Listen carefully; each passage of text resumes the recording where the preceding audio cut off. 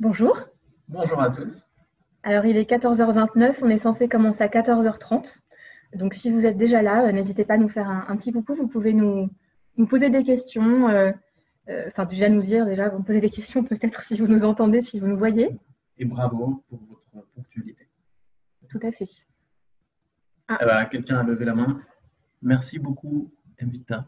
Merci. Bienvenue. On va attendre peut-être. On a plus de 280 inscriptions. C'est ça. Tu as raison, Yoram. Donc pas de pression. Non, aucune. Alors, est-ce que vous commencez à nous voir, à nous entendre? Je pense de plus en plus. Je pense que la foule s'amasse dans cette salle virtuelle. On voit pas par on contre. Commence, voilà, 3 participants. Donc on commence vraiment à ressentir cette présence virtuelle. Une grande émulation, oui. On se sent beaucoup moins seul. On va attendre une petite minute pour peut-être pour le temps que vous puissiez tous vous connecter. Je bois un peu plus de café.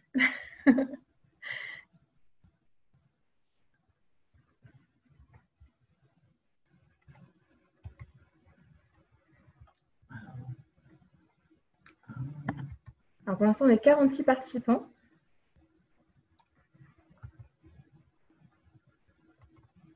Son et image parfait, dit Xavier. Super. Oh, Xavier, oui. C'est Xavier. Bonjour Xavier, bonjour Nicolas. On va pas vous dire tous bonjour, mais... 47, 48, 49. Ouh là là, attention. Là, les portes sont grandes ouvertes.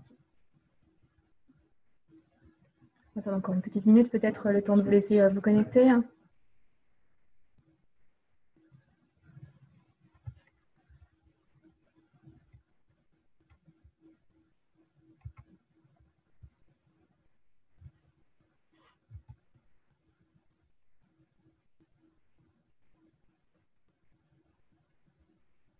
Merci Guillaume, du coup, on commence à lire déjà quelques commentaires. Bon, voilà. Bon, moi, je crois que on peut démarrer. On peut démarrer.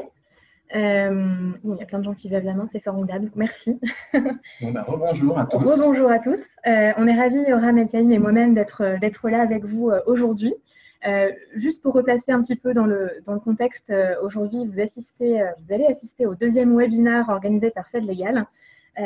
Au-delà du fait que nous, on aime bien recruter des gens qui viennent du juridique et du fiscal, on aime bien en fait aussi partager des retours d'expérience. Pour ceux qui ont assisté au premier webinaire l'année dernière, c'est Pierre Landy, qui est ex-directeur juridique de Yahoo et de Ledger, qui avait été le premier invité, et je crois qu'il est derrière l'écran. Donc, bonjour Pierre, si tu nous entends. Et aujourd'hui, on a la chance d'avoir Yoram Elkaïm, qui est directeur juridique IMIA de Google. Merci à vous de m'avoir invité, ravi d'être ici pour ce deuxième webinaire. Webinaire. Je m'excuse d'avance, peut-être un peu comme Pierre, je risque de faire beaucoup d'anglicisme.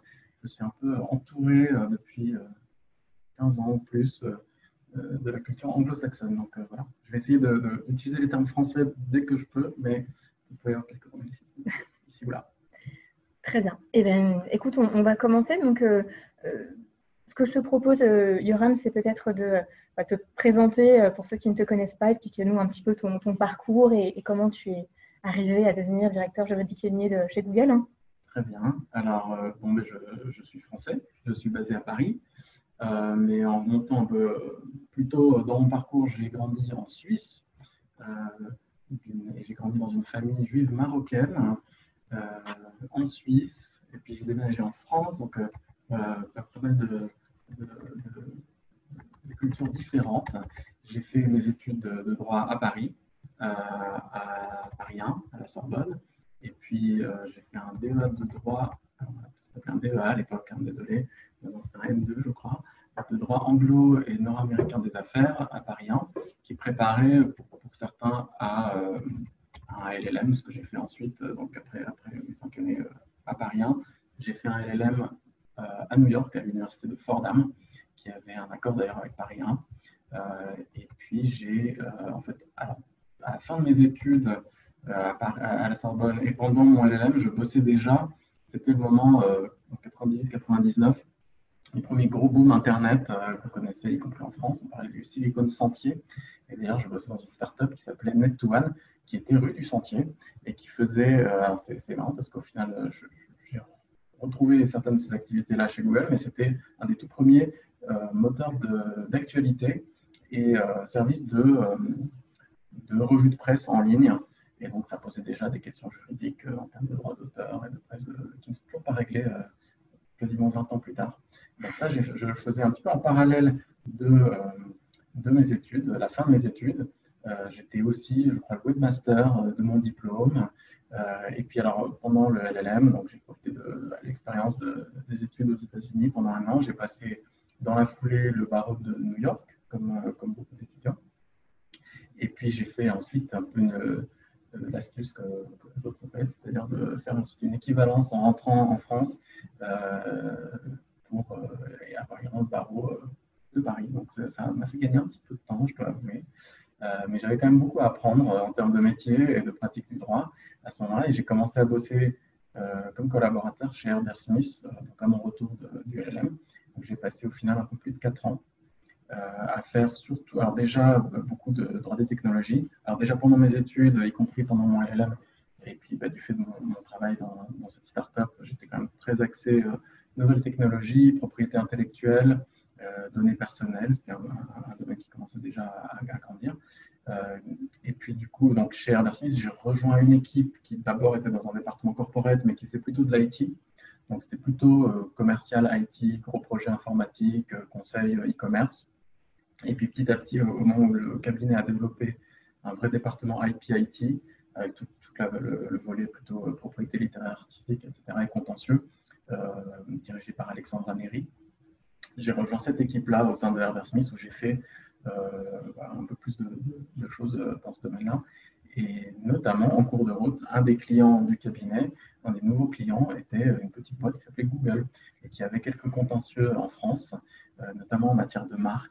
C'est la question de l'usage des mots-clés de marque pour apparaître sur les pubs en ligne. D'ailleurs, Xavier Arfroy, qui est connecté, connaissait bien ce sujet.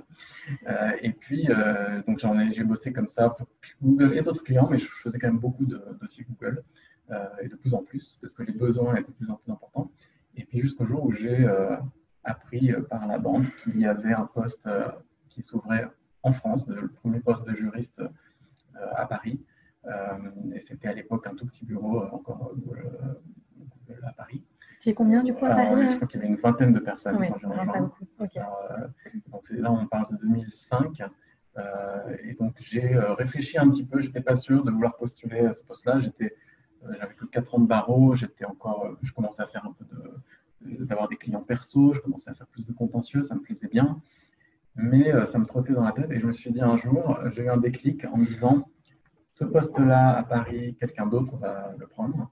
Et ce quelqu'un d'autre va te donner du travail au cabinet le soir, le week-end.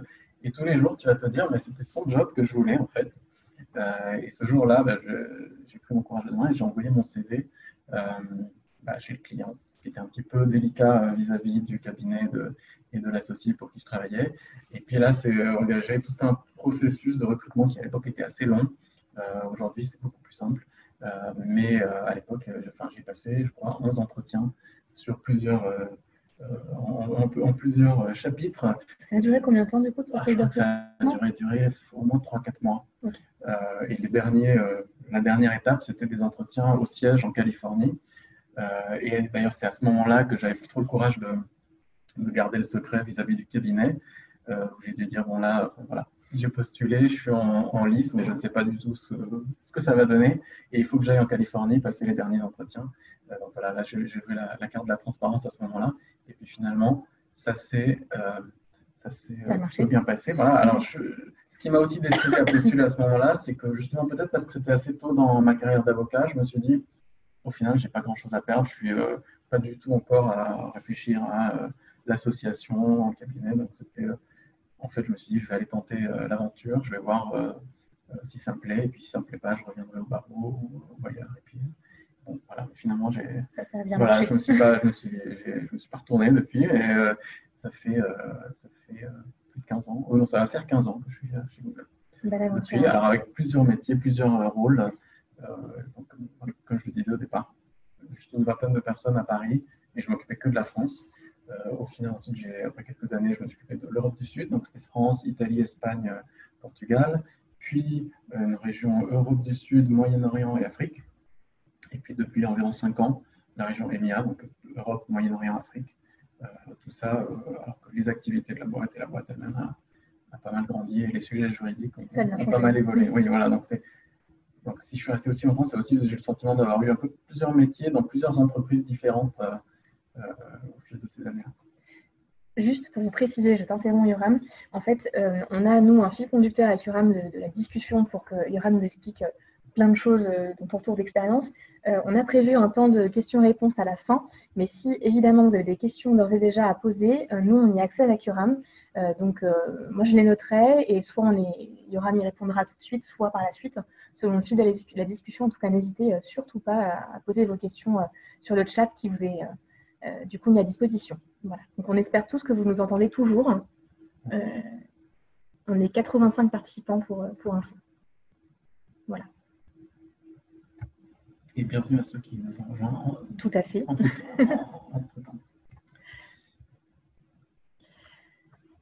Super. On continue alors, Yoram. Pas de questions pour l'instant. Voilà. Alors, donc, qu'est-ce qui, en fait, tu nous as déjà un petit peu répondu, mais qu'est-ce qui a fait que ça t'a donné vraiment envie d'aller, déjà côté entreprise, parce que tu nous as dit que c'était un petit peu, c'était encore un petit peu tôt peut-être dans ta carrière en tant qu'avocat. Oui. Et puis, pourquoi Google aussi? Très bien. Alors, moi, j'étais déjà assez passionné de technologie depuis toujours. On va dire, avant de savoir que je voulais faire du droit, j'ai grandi avec des ordinateurs, des consoles de jeux, et du coup, voilà, j'étais vraiment passionné de technologie, de médias. Je voulais en fait être journaliste pendant longtemps, avant d'avancer dans le cursus juridique. Je pensais encore bifurquer vers une école de journalisme à un moment donné. Du coup, j'ai trouvé que le droit des technologies, ça faisait une bonne synthèse de ce qui m'intéressait dans les différentes disciplines.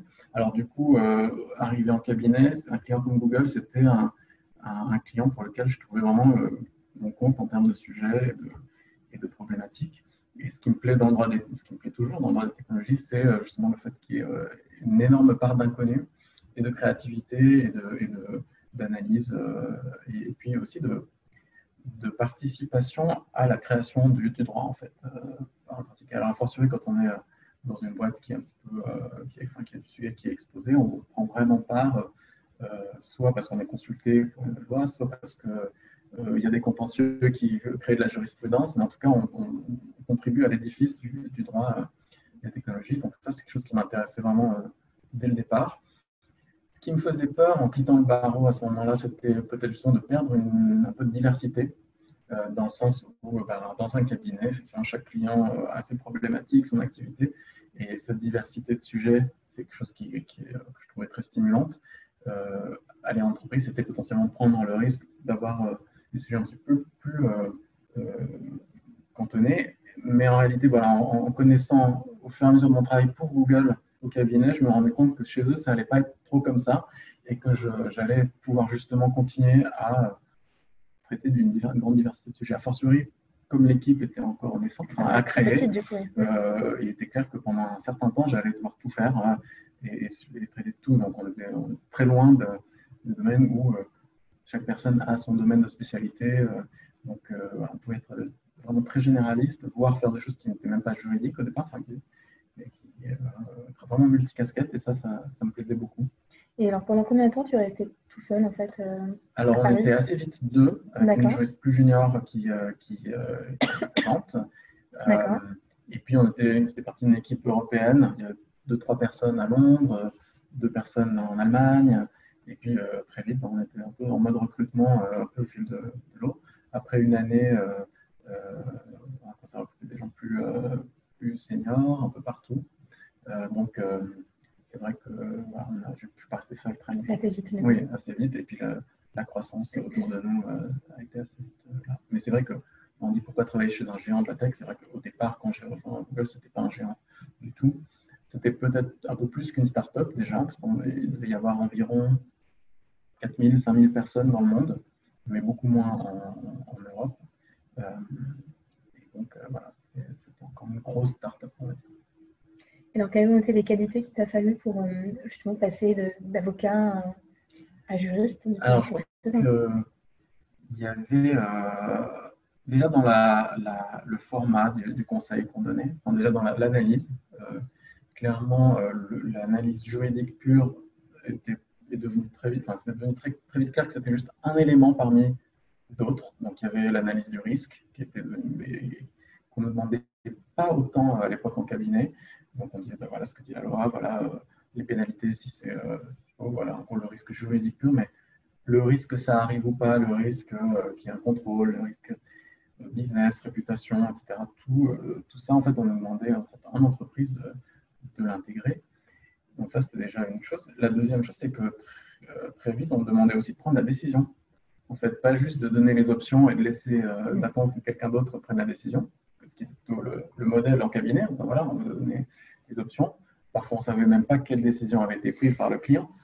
Là, en entreprise, très vite, les personnes à qui je donnais le conseil se retournaient en se disant, bon, bah, c'est super, alors tu vas décider, on fait quoi?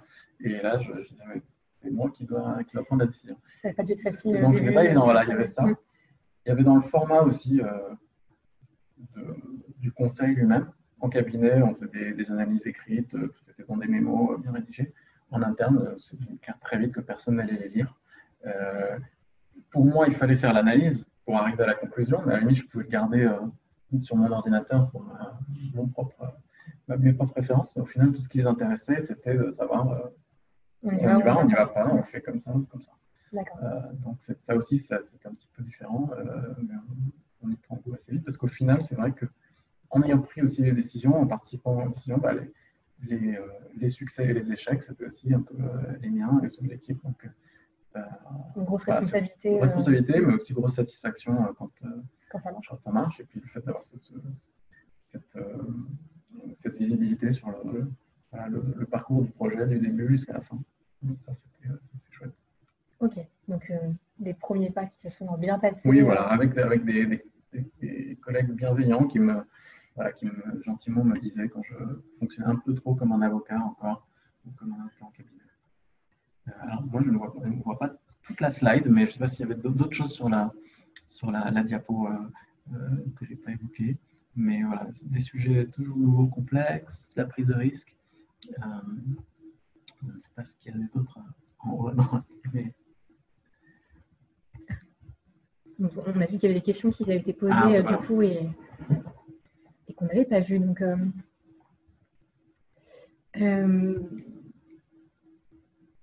je crois que tu as déjà répondu, Yoram, du coup, quand tu es devenu avocat, on a eu la réponse. Oui. Passerelle de l'article 100, je crois, ou l'article 700. L'article 100. L'article 700, c'est les humains. L'article 100. En tout cas, merci pour vos questions, parce qu'on a eu un petit bug, donc on ne les a pas vues tout de suite, mais continuez à en poser. Je les note au fur et à mesure, ou du coup, on les met de côté pour tout à l'heure. On va déplacer, oui. On est en live, donc du coup, on voit un petit peu en même temps. Voilà. Participer à des projets stratégiques innovants et à fort impact, bah oui, ça aussi, ça a été très stimulant, surtout au fur et à mesure de la croissance de Google, de travailler sur des produits et des services qui sont utilisés par des millions, voire aujourd'hui des milliards de personnes. Donc ça change aussi la donne en termes de responsabilité et de manière de prendre les décisions. Donc, ce qui était un peu à l'arrache au début, aujourd'hui, un peu plus organisé. Un peu plus organisé, avec un petit peu plus de process, et heureusement, compte tenu de l'impact que ces décisions peuvent avoir sur le marché. D'accord. Et puis l'activité internationale au quotidien, ça c'est vrai. Donc dès le départ, j'étais en contact permanent avec des gens dans d'autres pays. Merci Pierre pour ton petit message. Je vais lire au passage. Merci voilà. Pierre. Du coup, on juste un petit update sur nos participants. On est à 90 il y a 2 minutes. On a dû en perdre 2, mais qui vont revenir. Donc, on atteint bientôt les 100 personnes. Bon, on va reprendre du poil de la bête. Voilà, exactement. On y retourne. Voilà. Alors, n'hésitez pas en tout cas à continuer à nous poser des questions. Je fais des bêtises, mais on revient. Voilà. Alors, peut-être que tu veux nous expliquer un peu ton quotidien, Yoram, aussi, oui. Aujourd'hui. Alors, aujourd'hui, je dirige une équipe qui a beaucoup grandi. Donc, je dirige en direct une équipe d'une centaine de juristes dans 16 pays différents. Donc une quinzaine à Paris, mais en fait, en majorité un peu partout, avec des grosses équipes à Londres, en Allemagne, en Italie, en Espagne, mais même au Kenya, en Russie, en Israël, en Pologne, en Suède. Donc, très éparpillé. Donc, je passe beaucoup de temps en vidéoconférence, ou sur le mail, à parler aux uns aux autres, à essayer d'organiser le travail et puis à faire en sorte que tout le monde soit content, que les équipes que l'on soutient en tant que département juridique soient contents du conseil et du support qu'ils ont de notre département. Donc ça, bon, voilà, le management de l'équipe, c'est quand même le gros de mon métier, plus que le conseil juridique aujourd'hui. Je dois dire qu'à fortiori dans des pays où j'ai aucune expertise, mon but, c'est plutôt de m'assurer que le conseil juridique s'insère justement dans la fonction et dans la stratégie et qu'on ne réinvente pas la roue et qu'on continue à aider Google à progresser et à réussir sur les différents marchés. Il y a une autre facette, c'est que je siège au comité de direction régional, donc EMEA, donc Europe, Moyen-Orient, Afrique, avec des dirigeants de chaque fonction, donc business, sales, marketing, finance, juridique et communication, etc. J'ai une question, c'était le cas dès le début, justement, que tu sois au sein de ce comité Alors, c'était le cas pour le comité France, puis comité régional. Donc, oui, pour chaque région, il y a comme en fait, alors je ne l'ai pas précisé, on est, comme souvent dans les multinationales, une organisation matricielle, c'est-à-dire que sur le plan purement hiérarchique, moi, la fonction juridique rapporte à la fonction juridique, la fonction marketing au marketing, les ingénieurs aux ingénieurs, etc. Et du coup, heureusement, on a ces forums plutôt horizontaux où les différentes fonctions au niveau national, régional et puis mondial peuvent se réunir, se mettre d'accord sur les priorités, sur les sujets du moment. Et du coup, je représente la fonction juridique dans ce comité EMEA. On parle voilà, de tous les sujets, on peut arbitrer des décisions stratégiques et je représente la fonction juridique dans ce cercle-là, de la même manière que je représente aussi ma région, EMEA, au sein du comité de direction juridique, pour le coup, au siège. Et donc, je représente les sujets, je fais remonter les sujets, c'est une grosse partie de mon job. Tout ce qu'on peut régler au niveau local et régional, on le règle sans faire remonter. Tout ce qui, en revanche, nécessite d'être remonté pour arbitrage au siège, ben, j'essaie de le faire. Et donc, je suis autant un avocat interne pour les causes locales qu'un ambassadeur de la boîte en externe pour expliquer. Donc, j'explique l'Europe à mes collègues aux États-Unis, puis j'explique Google à des interlocuteurs en Europe. Et alors, au niveau du management, donc, tu nous as parlé d'une très grosse équipe. Il y a une équipe que tu manages du coup en direct et d'autres non. Oui, alors on a différentes équipes parallèles au sein du juridique. En fait, dans la région EMEA, c'est plus que 100 personnes, c'est même plus que 200 personnes qui sont dans la région et qui appartiennent à la fonction juridique, sachant qu'on a des équipes généralistes comme celles que je dirige en direct qui sont réparties dans les différents pays et qui conseillent un peu sur toutes les activités de la boîte dans le pays. Et puis on a des équipes de spécialistes par sujet, donc on a des équipes qui sont un peu plus petites, mais vraiment très focalisées sur, par exemple, le droit des données personnelles, le droit de la concurrence, on a une équipe de droit social, on a des équipes de gens qui font que du contentieux et tout ce qui est stratégie contentieuse. Et puis on a aussi des équipes qui sont rattachées aux divisions, enfin qui sont focalisées sur les produits et les services.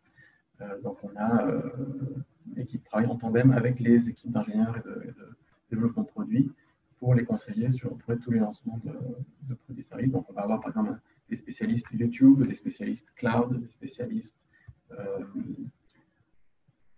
de tous les produits géo, donc Maps, cartographie. Alors du coup sur chaque sujet, on va avoir souvent en tandem ou en trio des juristes spécialisés du droit français, des juristes spécialisés d'un produit et puis les spécialistes d'un sujet en particulier. Et puis à nous de mettre d'accord sur qui prend le lead, et puis voilà, faire en sorte on profite de l'expertise de chacun. Et donc, ces équipes-là, qui sont des équipes de spécialistes, ne me rapportent pas en direct, mais je les représente également au comité de direction et j'orchestre en quelque sorte la vie du département juridique dans la région. Donc, lorsqu'il s'agit d'avoir des réunions mensuelles, des séminaires, des newsletters, toutes sortes d'initiatives autour de la collaboration, bah, ça fait partie de mon rôle. D'accord. Donc oui, il faut arriver à gérer des gens, même dont je ne suis pas le manager, mais quand même d'animer en tout cas la fonction juridique. D'accord. Il y a une question que je me permets de lire, j'en ai repéré d'autres pour après, de Fouad, qui te demande, Yoram, du coup, comment tu fais pour te tenir à jour en France et du coup, dans la zone IMIA. Tu fais beaucoup de management, donc tu continues toi-même, du coup, à être sur des dossiers aussi spécifiquement. Oui, alors c'est vrai qu'il y a des tas de dossiers que je ne vois pas dans le détail. On a toutes sortes de process pour se tenir informé, au moins de façon assez high level, comme on dit, désolé encore pour l'anglicisme, mais de tout ce qui se passe. Donc on a par exemple des rapports hebdomadaires où chaque équipe va, de façon très sommaire, indiquer on a un nouveau contentieux sur tel sujet, où on a signé un nouvel accord, un nouveau contrat avec tel partenaire, où il y a un risque réglementaire sur tel sujet dans tel pays. Et on essaie de synthétiser toutes les semaines. Donc comme c'est à moi en fait de compiler ou de mettre en forme ce rapport hebdomadaire qui est ensuite partagé avec notre direction, par ce biais-là, déjà, j'ai un aperçu un peu panoramique de ce qui se passe. Il y a par exemple beaucoup de contentieux qui en soi ne sont pas stratégiques. Ça va être un contentieux sur quel propos diffamatoire qui a été posté sur un blog, etc. Bon, c'est des sujets très spécifiques. C'est pour ça que je n'ai pas besoin de m'y impliquer. En revanche, il y a des débats avec au sein contentieux ou des travaux de mise en conformité avec des nouvelles législations qui sont beaucoup plus stratégiques, où là, il y a des vrais enjeux, où là, je m'implique beaucoup plus. Donc, à moi de faire un petit peu le tri. Je suis de toute façon entouré de gens très experts sur à peu près tous les sujets. Donc, en général, c'est plutôt une question comme je l'ai dit avant, d'arbitrage entre différentes stratégies et des choix qui sont en soi tous potentiellement bons, mais il y a des différents facteurs à prendre en compte. Et donc, c'est là que j'apporte un peu de valeur ajoutée en ayant aussi un regard justement sur les différents pays. Je peux aussi mettre en contact les différentes équipes entre elles en disant bah, tiens, ce sujet-là ressemble fort à quelque chose que l'équipe en Allemagne a géré il y a 2 ans. Ce serait bien de vous parler pour voir s'il y a des choses à apprendre de leur expérience sur ce sujet. Donc voilà, c'est un peu l'orientation, un petit peu, voilà. Et puis avec une prise de décision quand même sur certains sujets stratégiques. Sur les sujets moins stratégiques, clairement, je ne mise pas et je fais confiance. Voilà, je délègue. Et on essaye de formaliser un peu quand c'est nécessaire, ceux justement qui sont un peu plus nouveaux dans l'équipe, pour savoir sur quel sujet ils peuvent continuer tout seuls ou à quel moment ils doivent faire remonter une décision. Donc on essaie de clarifier ça le moment venu. Comme on essaie de clarifier par exemple qui fait quoi dans une organisation qui est assez grande maintenant, avec plein d'interlocuteurs potentiels, comment se mettre d'accord sur qui fait quoi pour ne pas être tous en même temps dans la cuisine. D'accord. C'est un challenge qu'on n'avait pas au début, il y a 15 ans, qui est un peu plus vrai aujourd'hui, maintenant qu'on a grandi. Alors, il y avait une des questions justement qui concernait donc, ton équipe. Tu as répondu en direct, mais en tout cas, tu as plus de 100 personnes dans ton équipe. Combien de personnes à peu près tu as en direct que tu manages? En direct, à peu près moi, au niveau de l'organisation, c'est une centaine de personnes. D'accord. Mais évidemment, moi, je dirige directement des managers qui eux-mêmes donc, j'ai une dizaine de personnes dont je suis le manager direct. Et puis, eux-mêmes. D'accord. Et puis, c'est réparti partout dans la région. Ok. En termes il y a une question qui était intéressante, qui au moins intéressait du coup Florence qui te l'a posée. C'est en termes de pyramide des âges dans ton équipe. Est-ce que tu as une moyenne?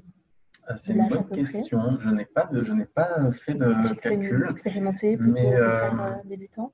C'est assez varié. Alors, j'ai envie de dire, peut-être par rapport à d'autres entreprises, ça reste quand même assez jeune. C'est-à-dire que quand on se balade dans les bureaux de Google, on est en général frappé quand même par la moyenne d'âge plutôt jeune. c'est propre à l'activité. Je pensais aux formations et au fait que souvent, on a des gens qui avaient des formations au digital. C'est vrai dans le business, même au niveau du technique. Mais en même temps, comme on a une équipe, au juridique, on a une équipe qui est là depuis assez longtemps, enfin qu'on a grandi et que les gens sont plutôt contents et restent, on a quand même des gens assez seniors.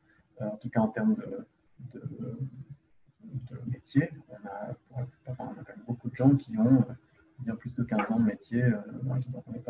On a plutôt, d'ailleurs, un challenge de faire en sorte de ne pas devenir tous trop, enfin, de faire en sorte de faire venir des gens un peu plus juniors pour équilibrer justement la charge de travail et faire en sorte que des gens qui sont beaucoup plus seniors ne passent pas trop de temps sur des choses un peu trop simples.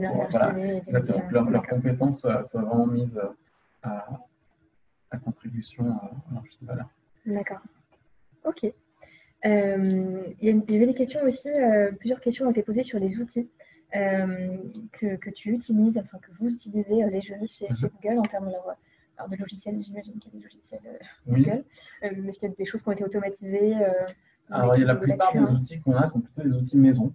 C'est vrai qu'on a tendance à avoir on a beaucoup d'ingénieurs dans la maison qui ont tendance à vouloir développer plutôt leur propre solution plutôt que de trouver des solutions déjà faites, même si parfois c'est plus simple si quelque chose fonctionne bien. La difficulté qu'on peut avoir, surtout quand on est dans une architecture en cloud, c'est la confidentialité des données. Et du coup, passer par une solution tierce, ça nécessite de pouvoir faire confiance sur le fait que nos données, qui sont très sensibles, puissent donc ça peut être parfois la motivation aussi, c'est pas tellement qu'on sait mieux faire tous, mais garder les outils en interne, c'est aussi avoir la responsabilité et la sécurité sur les données. On utilise évidemment les outils Google de collaboration, donc on poste beaucoup sur Google Docs avec des tableurs. D'ailleurs, j'ai vu une évolution au fil des années dans nos relations avec les cabinets d'avocats. Pendant longtemps, on avait un peu la Bible. En interne, on utilisait Google Docs, mais en externe, on utilisait Word.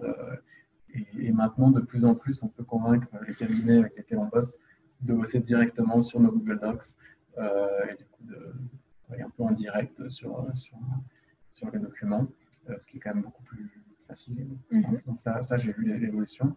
On a un système de chat, un système de vidéoconférence. Après, on commence à développer des outils de type bot, intelligence artificielle, mais j'ai envie de dire que c'est encore un petit peu assez balbutiant. Mais clairement, comme on a des compétences internes, on a des ingénieurs qui sont assez calés là-dessus, on essaye de les motiver pour mettre à profit ces compétences-là pour notre métier à nous. Voilà. Mais bon, il faut être honnête, on a des ingénieurs qui bossent sur l'intelligence artificielle plutôt sur la détection du cancer, sur la détection anticipée des tremblements de terre, des choses comme ça. Alors, quand on leur parle de la gestion des contrats ou de la veille de jurisprudence, d'emblée, c'est pas ça qui les motive trop. Mais voilà, mais on garde un œil sur ce qui se fait sur le marché. Il y a de plus en plus de solutions sur le marché, donc on essaie de garder un œil sur ce qui se passe et puis d'en parler en interne pour dire, vous voyez, sur l'île juridique, il y a quand même pas mal de choses qui bougent et ce serait bien qu'on soit pas à la traîne. Après, c'est vrai qu'au quotidien, on trouve les moyens, on organise, on a des bases de données de jurisprudence, aussi on a des moyens d'aller retrouver l'information, en tout cas sur tout ce qu'on a fait au fil des années. Et puis pour ne pas pouvoir réinventer la Mais c'est vrai qu'on n'a pas encore développé la machine qui fait du conseil juridique automatisé. Heureusement peut-être, pour moi et mon équipe. Ok. Il y a une question tout à l'heure qui a été posée sur la capacité du juridique à influencer du coup la stratégie de développement au niveau du groupe, d'un groupe comme Google. Est-ce que tu peux peut-être nous expliquer à partir de quel moment le juridique est consulté chez Google, que ce soit sur la zone métier ou au niveau monde d'ailleurs? Alors, le juridique est consulté à plein de niveaux. C'est-à-dire que les équipes produits dont j'ai parlé, les juristes qui travaillent vraiment en tandem avec les équipes produits sont consultés assez en amont dans la stratégie du produit, donc sur des produits qui ne sont pas encore lancés. De la même manière, les spécialistes, quand c'est bien clair qu'il va y avoir un sujet données personnelles, ce qui est à peu près constant en fait, on travaille dans le monde des données, donc la question de la vie privée et de la gestion, et a fortiori depuis le RGPD, c'est complètement dans dans la réflexion très en amont, mais il peut y avoir d'autres sujets qui arrivent un peu plus en bout de course. Et puis, a fortiori, alors dans les différents pays où on va lancer, ça, c'est plutôt un audit qui est fait un petit peu après, pour voir s'il y a des aménagements à faire pour se conformer à la législation dans tel ou tel pays, sachant que le but, évidemment, c'est de changer le produit le moins possible pour pouvoir le lancer à l'échelle. Donc, il y a ces différentes étapes de la vie d'un projet où différents juristes vont être impliqués. Certains, souvent, regrettent de ne pas être impliqués plus en amont quand il s'avère, quand on découvre qu'il y a un vrai sujet juridique et que, quand on arrive un peu en bout de course. Mais l'idée, c'est de non plus de ne pas mettre des bâtons dans les roues trop, parce qu'on est une boîte qui est quand même axée sur l'innovation et sur une tolérance assez élevée au risque juridique. Donc, voilà, c'est un conseil accompagnement pour essayer de comprendre s'il y a un gros sujet, quels aménagements, quelles solutions on peut y trouver.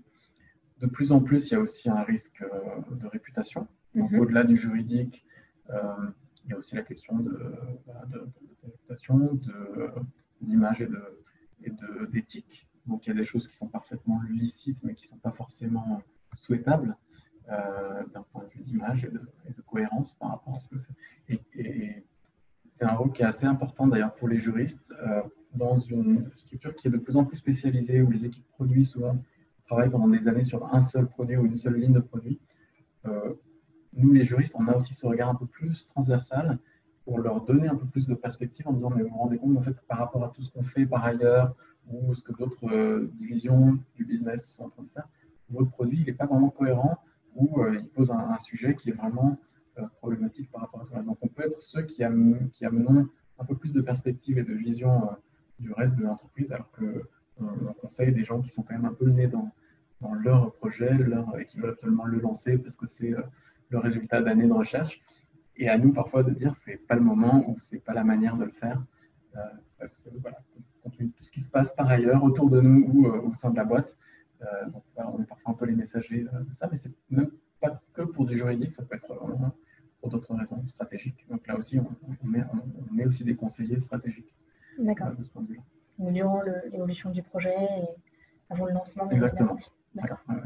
Et le fait que tu sois en charge d'une équipe au sein d'un groupe américain, justement, on dit souvent que la culture juridique est souvent très très forte dans les groupes américains. Est-ce que tu le ressens oui, c'est vrai. Alors, à la fois, il est clair que la fonction juridique, ça fait partie intégrante du processus de décision.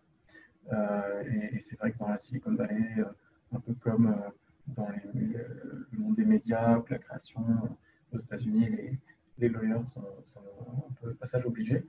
Et en même temps, on a, comme je disais, une approche juridique qui est quand même assez pragmatique, basée sur le risque, basée sur l'innovation, avec conscience que dans beaucoup de sujets, dans beaucoup de cas, on n'a pas une réponse claire. Donc, il faut savoir extrapoler par l'esprit de la loi plutôt que la lettre. Et puis, comme je le disais tout à l'heure, aussi parfois contribuer à clarifier les règles, ou à faire avancer les règles là où on a besoin d'avoir plus de clarté. On voit actuellement, c'est un exemple sur l'intelligence artificielle dont je parlais. Donc, il y a beaucoup d'initiatives pour essayer de réfléchir à une régulation potentielle, parce qu'on voit qu'il y a des risques, et en même temps, on voit qu'il y a énormément de potentiel pour que ces technologies-là apportent des solutions incroyables pour le marché, pour la santé, pour l'environnement. Donc, on participe aussi à cette réflexion-là pour trouver des règles, parce qu'on a besoin de clarté, de savoir où est-ce qu'on met les pieds, et en même temps, faire en sorte que ces règles-là ne mettent pas des obstacles et ne tuent pas dans l'œuf quelque chose qui pourrait en réalité vraiment bénéficier à la société. Ok, d'accord. Il y a plein de questions, donc on essaie de répondre à tout. Juste parce que tu peux nous dire dans ton scope, est-ce que tu as aussi, dans tes équipes, le corporate, tu parlais d'équipes aussi tout à l'heure de compliance, ou est-ce que ce sont des équipes séparées, que ce soit pour le corporate et la compliance? Alors, alors le corporate est surtout géré depuis les États-Unis. Ça fait partie des équipes spécialistes. On peut être amené dans la région à prêter main forte. Par exemple, s'il y a un projet d'acquisition dans un pays et qu'on est en plein audit d'une société locale, si on a des juristes sur place qui peuvent aider, donc ça, ils le font. Mais souvent, c'est quand même piloté depuis le siège. Souvent, pour des raisons évidentes, un cercle restreint avec beaucoup de secrets. Donc ça nous arrive parfois de découvrir dans la presse que Google a fait l'acquisition d'une boîte dans la région. On n'est pas forcément tous impliqués parce que c'est des petites équipes qui le gèrent pour préserver la confidentialité. Sur la compliance, c'est un gros sujet parce que évidemment de plus en plus de grandes lois cadres entrent en vigueur et nécessitent de revoir la compliance, pas seulement au moment de l'arrivée de la loi, mais aussi sur la durée. Donc le RGPD, c'est un bon exemple, peut-être un des premiers gros exemples d'un règlement aussi transversal. Du coup, ça nous oblige un petit peu à revoir la façon d'organiser ça. Jusqu'ici, on bossait plutôt justement avec chaque équipe produit individuellement. De plus en plus, on a des législations qui s'appliquent à peu près à tous les produits. Ça va être sur les podcasts, sur tout ce qui est protection des consommateurs, droits d'auteur, donc qui touche beaucoup plus qu'un seul produit. Et du coup, on essaie de voir comment, au sein des différentes divisions, alors ça peut être aussi dans la direction financière, on a peut-être beaucoup d'équipes qui font un peu de compliance et on essaie de les regrouper pour qu'il y ait plus de clarté sur qui a cette responsabilité dans la durée, pas seulement au moment du lancement d'un produit ou au moment de l'entrée en vigueur du mois, mais vraiment au quotidien, toute l'année, sachant que les choses changent, les produits changent, et il faut que quelqu'un s'assure que ça reste, que la conformité est maintenue. Mais c'est bien intégré au sein de la direction. Oui, c'est dans la direction juridique. Pour certaines parties, il y a aussi tout ce qui est compliance financière, compliance. Voilà. Donc on essaie de se mettre d'accord sur ça. Ok. Et quels sont en fait les gros défis juridiques des équipes aujourd'hui? Peut-être pas tout, mais en tout cas les gros sujets, les grands domaines, c'est alors déjà, on a parlé de droit de la concurrence, droit des données personnelles, droit d'auteur, pays en général, auteur brevet, fiscalité, gros sujet. Tout ce qui est également de plus en plus protection du consommateur. Donc ça, c'est un peu pour les groupes. Et alors, j'ai oublié un gros morceau qui est responsabilité des contenus, responsabilité des intermédiaires, des plateformes.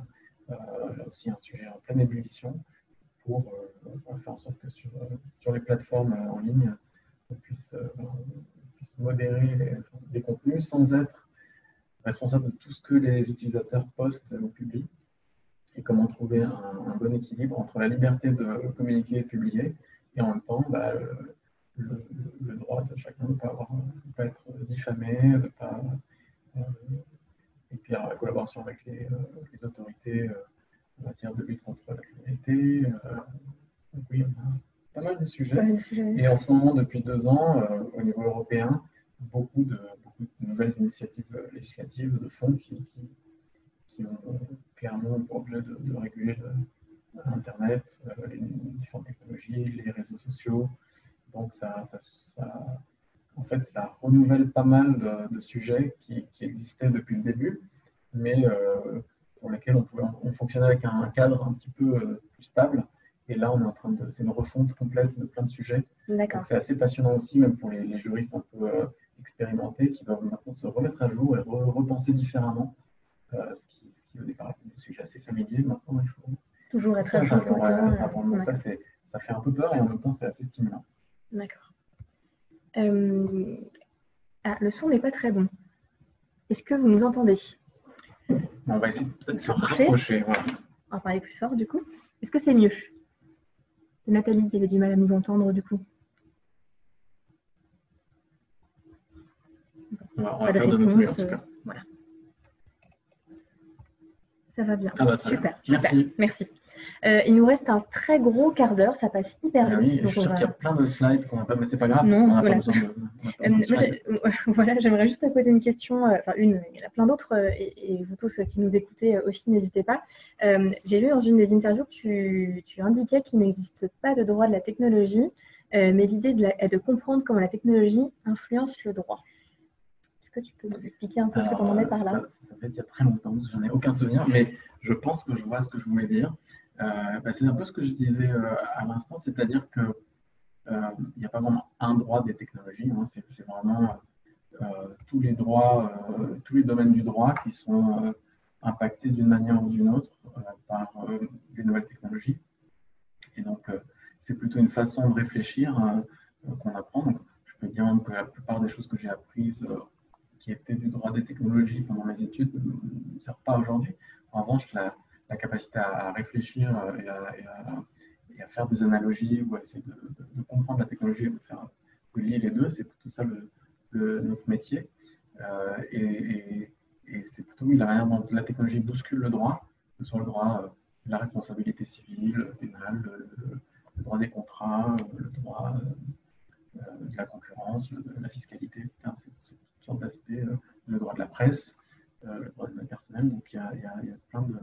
Tous les droits sont touchés en fait. Tous les droits sont, oui, voilà, peut-être même, je sais pas, je pensais le droit des successions, peut-être un peu moins, le droit de l'immobilier, peut-être, et encore, je suis sûr qu'il y a plein d'aspects technologiques qui doivent essayer de repenser certaines règles. Quand on parle de en matière de preuves, en matière de. Surtout que voilà, le Bitcoin ou le blockchain plutôt, en matière de registre et même en termes de type de propriété, je sais qu'il y a des choses assez fondamentales qui sont. Donc c'est tout ça, le droit des technologies, et donc en fait, c'est pas vraiment un droit.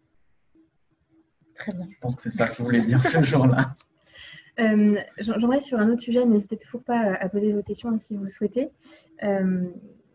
Du coup, tu nous as parlé d'un process très très long quand tu as rejoint Google. Forcément, tu as dû être recruté pour tes qualités, je suis persuadée. Quels sont aujourd'hui, d'après toi, les hard skills et les soft skills qui sont nécessaires pour travailler dans un géant de la tech comme Google? C'est une bonne question. Alors, je pense que toujours un peu dans la même ligne, la capacité de raisonnement juridique, c'est important plus que l'expertise juridique sur un sujet donné, même si il est vrai que maintenant qu'on a des équipes un peu plus étoffées, on a des postes qui sont dès le départ plus spécialisés sur un domaine. Donc à ce moment-là, évidemment, la connaissance du sujet en particulier est quand même importante. Mais c'est vraiment pas le humain, c'est vraiment plutôt la capacité à analyser, à apprendre, à s'adapter et puis à convaincre et à collaborer, puisque justement dans une plus grosse structure, il y a souvent pas mal d'intervenants. Et donc, faire l'analyse, c'est important, c'est une chose, mais ensuite pouvoir argumenter, essayer de convaincre les différents clients ou les décisionnaires de telle stratégie, ça nécessite d'autres qualités qui sont plus humaines et qui sont plus de l'ordre un peu du réseau. Et il faut arriver à comprendre qui décide de quoi dans l'entreprise, à qui je dois aller parler, quitte à parfois prendre un peu des raccourcis pour pouvoir trouver les bonnes personnes à qui parler pour faire avancer les choses. Donc il y a ces qualités-là. Je regarde la slide, il y avait pragmatisme et respect, appétence au risque, et tout ça, clairement. Et puis une grande tolérance pour l'ambiguïté. C'est vrai que si on veut que les choses soient claires, à la fois sur le juridique, parce qu'on a dit que les choses ne sont pas toujours très claires, mais même en termes de responsabilité. Ça, c'était le cas chez Google du début, comme chez Google aujourd'hui. Alors, il y a plus de monde maintenant, mais il peut y avoir une ambiguïté sur qui en est le responsable principal. Et dans ce cas-là, je trouve que pour moi, une qualité essentielle, c'est quelqu'un qui est prêt à prendre le lead, à se dire, bon, en fait, je vais me saisir de ce dossier ou de ce sujet, même si potentiellement ça pourrait être quelqu'un d'autre. Cette capacité d'initiative, pour moi, c'est ce qui fait la différence. Parce que c'est vrai que dans une grosse structure, on peut vraiment souffrir d'une certaine inertie.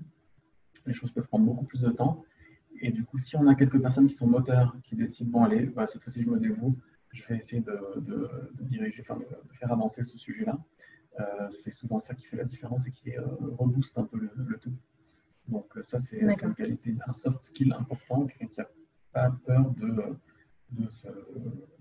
faire un pas en avant pour dire, allez, je me dévoue, c'est peut-être le job de quelqu'un d'autre, mais je vais essayer de le faire cette fois-ci parce qu'il faut que quelqu'un se dévoue. Donc on respecte les process et en même temps on prend l'initiative de savoir que le sujet est bien géré. Oui, voilà. On prend l'initiative de créer un process là où il n'y en a pas.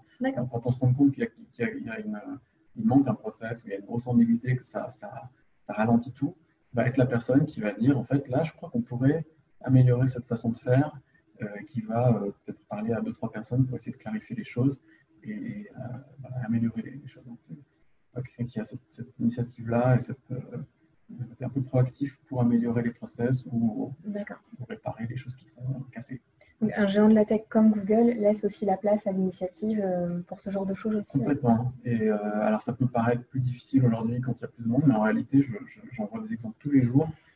Quelqu'un qui a une bonne idée ou qui a envie de se saisir d'un projet en général, il peut vraiment fédérer autour de lui et faire avancer les choses.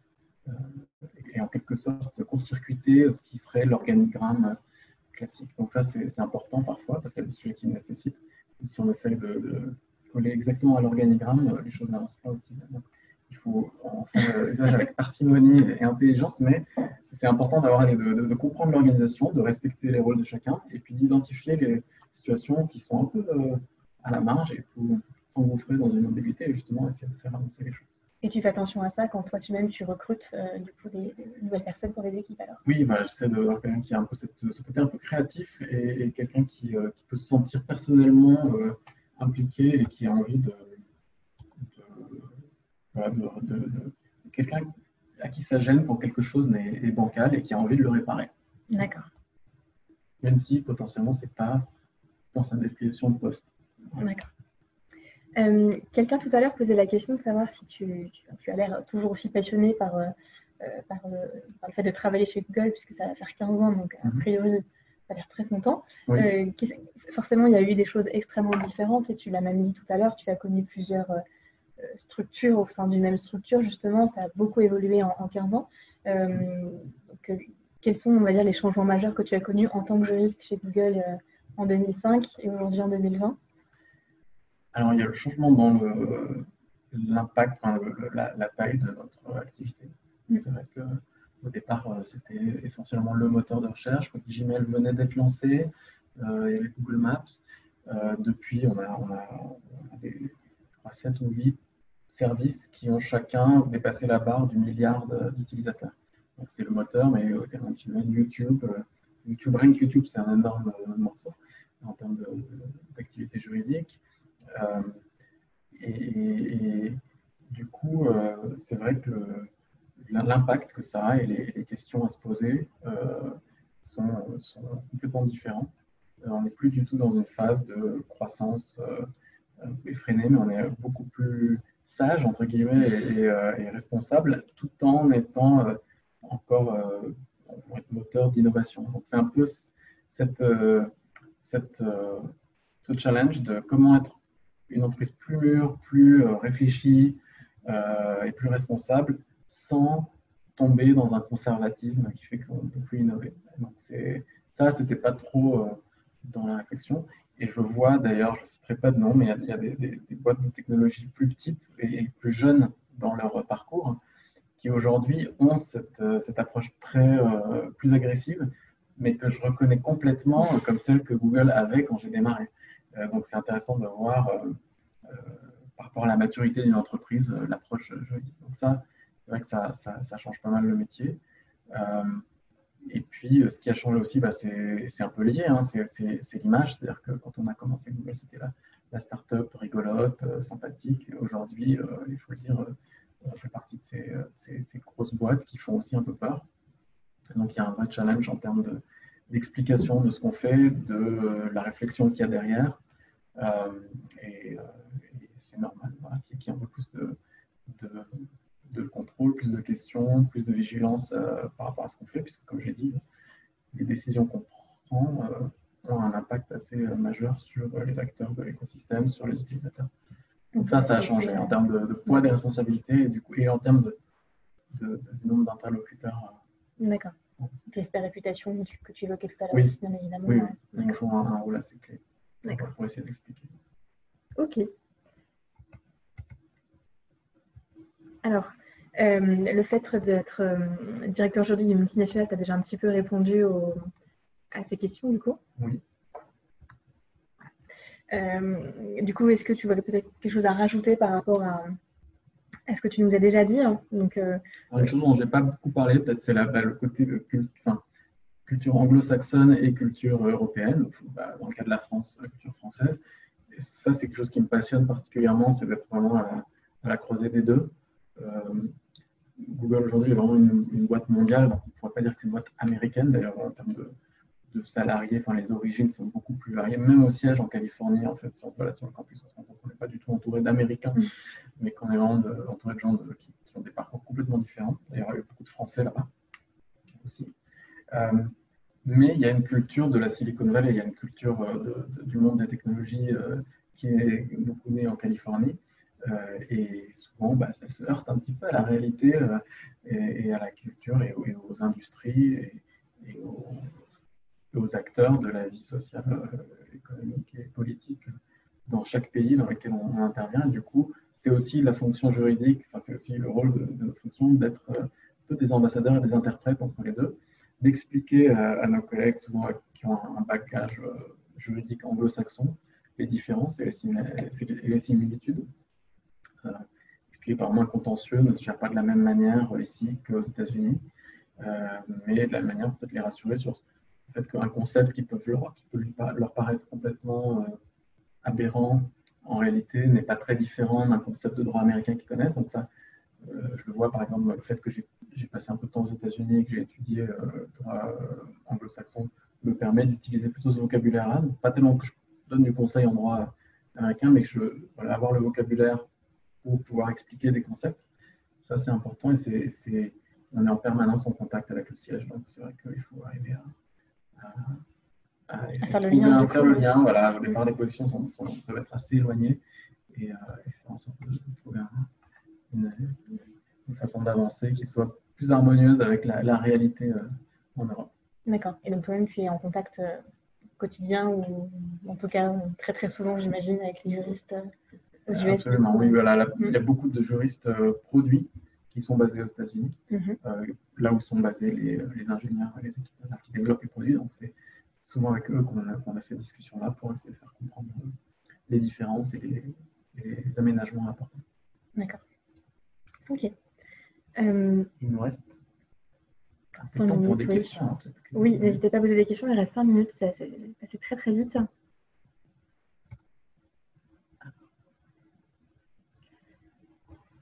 J'ai peut-être une question. Alors, je pense qu'il y a beaucoup de gens qui rêveraient en tout cas d'être juriste chez Google. Malgré tout, je vais quand même te poser la question. Pourquoi c'est bien d'être juriste chez Google? Qu'est-ce qu'il y a de plus chez Google que chez les autres peut-être? Alors, oui, par rapport aux autres, je ne saurais pas dire, puisque ça fait 15 ans que je suis dans la web. Ce que je sais, c'est que chez Google, on a un peu le meilleur des deux mondes. C'est-à-dire qu'on a maintenant une grosse boîte qui est assez, qui a les ressources et des conditions de travail assez exceptionnelles, avec malgré tout encore cette possibilité d'innover, d'avoir une activité qui n'est pas du tout, fixe ou figée. Et donc, ce sur quoi on va travailler cette année, ce ne sera pas forcément les mêmes sujets que l'année prochaine. Et donc ça, c'est un luxe dans une entreprise qui a quand même la taille qu'elle a et qui est assez mature. Ça reste quand même encore très, très diversifié et évolutif. Et puis j'ai parlé de ce côté international, ce côté la capacité d'avoir aussi de prendre l'initiative en fait, et de faire avancer des choses. Ça nécessite d'avoir un peu cette fibre en soi, parce que sinon on peut aussi être intimidé par la taille de l'organisation, mais en réalité, si on a cette volonté-là et cette fibre créative, il y a vraiment une manière de trouver aussi et de prendre part à plein d'autres activités. Alors c'est vrai que j'en ai pas beaucoup parlé, mais en plus de notre métier principal, au sein des bureaux, il y a toutes sortes d'associations, d'initiatives, de causes pour lesquelles on peut s'impliquer et consacrer du temps autour de la diversité, des causes sociales. On a par exemple une semaine par an, on peut passer toute la semaine à donner son temps à une cause de son choix, on va faire la promotion d'une œuvre. Il y a toutes sortes d'initiatives, je crois. Donc il y a moyen de s'occuper. On invite dans les bureaux des intervenants, des auteurs, des philosophes, des médecins, des leaders qui viennent nous parler régulièrement. Donc, même pendant la pause déj, on peut vraiment s'évader un peu et apprendre des choses. Et puis on est entouré de gens qui sont très bons dans leur domaine. Ça je le dis, mais c'est parce que je l'entends aussi de gens qui ont quitté Google dans leur parcours et qui sont ailleurs. Beaucoup disent que ce qu'ils n'ont pas retrouvé, c'est le niveau assez impressionnant des gens dans chacun de leurs domaines. Les ingénieurs qui bossent chez nous, les, euh, les marketeurs, chacun sont quand même assez impressionnants dans ce qu'ils font. Donc, c'est très stimulant. D'accord. Merci. Il est 29, peut-être soit répondre à une dernière question que tu pourrais voir du coup, ou peut-être un dernier mot. Yoram, je te laisse choisir. Alors, ah oui, peut-être il y a un spectateur anonyme. Où veux-tu Google dans 5 ans et où te projettes-tu dans 5 ans pour ta propre carrière? C'est une bonne façon de terminer, ouvrir sur l'avenir. Très bien. C'est une très bonne question et en réalité, je n'ai pas du tout la réponse. Je pense que l'une des raisons pour lesquelles je suis resté aussi longtemps, c'est parce que je n'ai pas vraiment fait de plan de carrière au départ. Ou alors je pense que du coup, je me serais forcé peut-être à partir en me disant là, je suis resté un peu trop longtemps. Mais en fait, les choses ont évolué et en fait, j'ai été en permanence surpris par les nouveaux sujets. Du coup, c'est très difficile dans notre domaine d'avoir une visibilité à 5 ans. Au mieux, peut-être à 1 an ou 2 max. Au-delà, c'est vraiment pas. Donc, c'est vrai que je ne saurais pas du tout dire où on sera dans 5 ans. Je continue à, même si Google a un poids et une taille importante, je continue à croire que dans le domaine technologique, on peut être complètement surpris. Il peut y avoir un virage. Je pense que si Google a réussi jusqu'ici, c'est parce qu'il y a plusieurs virages qui ont été bien négociés. Mais chacun de ces virages aurait pu être fatal à l'entreprise. Et je pense qu'il y a encore plein de virages sur le parcours. Et donc, reste à voir si Google arrivera à les négocier aussi bien que les virages se prennent. Du coup, on ne peut vraiment pas croire, enfin, être certain de ce qui reste, qu'il y a une technologie qui va rendre tout ce qu'on fait complètement obsolète et qu'il y a un nouveau Google qui va prendre le dessus. C'est complètement impossible. En tout cas, c'est ça qui me plaît aussi de découvrir au quotidien de quoi demain sera fait. Merci. Ben, ça va être notre mot de la fin. Voilà. Note philosophique. Ben, merci à vous de m'avoir accueilli. Merci à tous ceux qui se sont connectés. Voilà, merci Yoram d'avoir été notre deuxième intervenant et pour ton partage d'expérience. Merci aux... Alors, je n'ai pas le chiffre exact, j'ai vu 96 à un moment donné et j'espère qu'on a atteint les 100 et qu'on ne l'a pas vu. On vous tiendra au courant. Voilà. En tout cas, un grand merci à tous pour vos questions, d'avoir été là. Merci Yoram, bien entendu. Et merci à Chloé, qui est cachée voilà, et qui s'occupe de toute la technique et l'organisation. Merci beaucoup. À bientôt. Au revoir.